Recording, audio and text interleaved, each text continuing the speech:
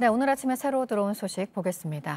교황청이 어떤 경우에도 사형은 안 된다. 교리서에 이런 내용을 더 넣었습니다. 보도국 연결해서 알아보겠습니다. 이재승 기자, 아무래도 그동안 강력하게 이런 주장을 해왔던 프란치스코 교황의 의지가 반영이 된 거겠죠? 네. 로마 교황청은 이제 카톨릭 교회 교리서에 나오는 어떠한 경우에도 사형을 반대한다라는 그런 내용을 추가했습니다. 교황청은 이 복음의 관점에서 사형은 허용될 수 없다고 강조한 건데요.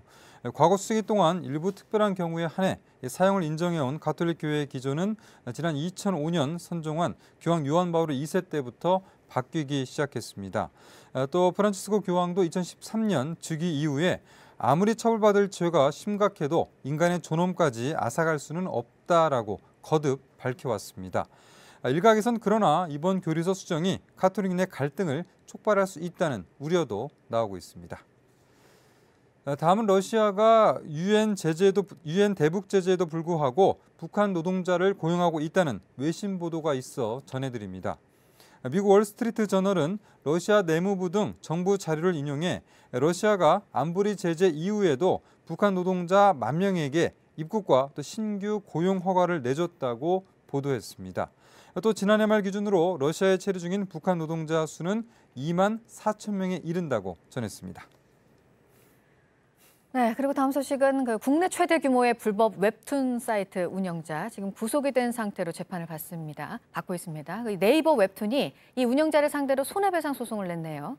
네, 그렇습니다. 네이버 웹툰 전문 자회사인 네이버 웹툰이 이 밤토끼 운영자 허모 씨를 상대로 10억 원의 손해배상 민사 소송을 냈습니다. 소송은 지난달 26일에 제기했고 관련 소식이 오늘 아침에 알려졌는데요. 밤토끼는 하루 평균 116만 명이 접속을 해서 유료 웹툰을 무료로 불법을 다운받는 사이트입니다. 지난 2016년 10월 처음 생긴 이후에 배너 광고 등을 통해서 지금까지 약 9억여 원을 챙긴 것으로 알려졌습니다. 끝으로 앞으로 한국인 체형에 더 잘 맞는 군복이 개발된다는 소식입니다.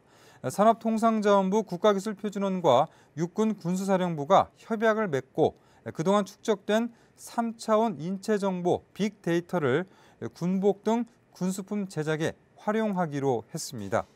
양 기관은 이를 통해 장병 만족도와 또 전투력이 향상될 것으로 기대한다고 밝혔습니다. 지금까지 아침 엔 지금 JTBC 이재승입니다.